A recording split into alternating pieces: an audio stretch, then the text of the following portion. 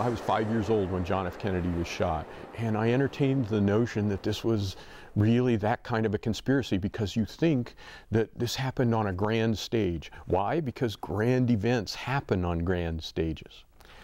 It wasn't until I went to Dealey Plaza and then stood on the 6th floor and looked down at the street that I realized any Wyoming kid like I was could probably have made the shot. What is this book for? But until you can stand in a spot where history happened, your understanding is incomplete. You provide GPS coordinates in this book for each and every place. Yes. You've been to each and every place. Yes, I have.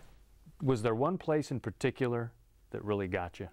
When you stand on the porch of what was the chicken ranch in Texas, or the best little whorehouse in Texas, you can't help but smile. You put in here Rice University's statue of William Marsh Rice. Most people would not consider that a crime scene or a final resting place, but it is.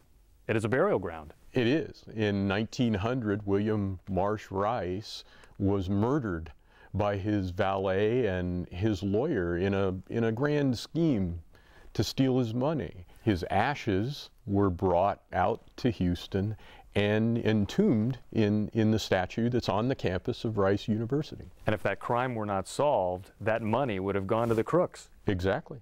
Anyone who's been in Houston for a decade remembers Murder by Mercedes. Yes. What is this location? Into Hilton. Clara Harris followed her husband, a philanderer, I think is fair to say that.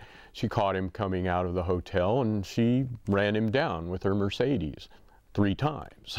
Coral Watts, you have the site of one of his victims, the final resting place of Elena Samander.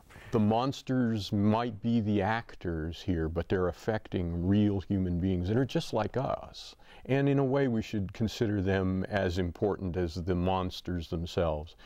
I think it's up to people to go to these places and kind of take away what they will.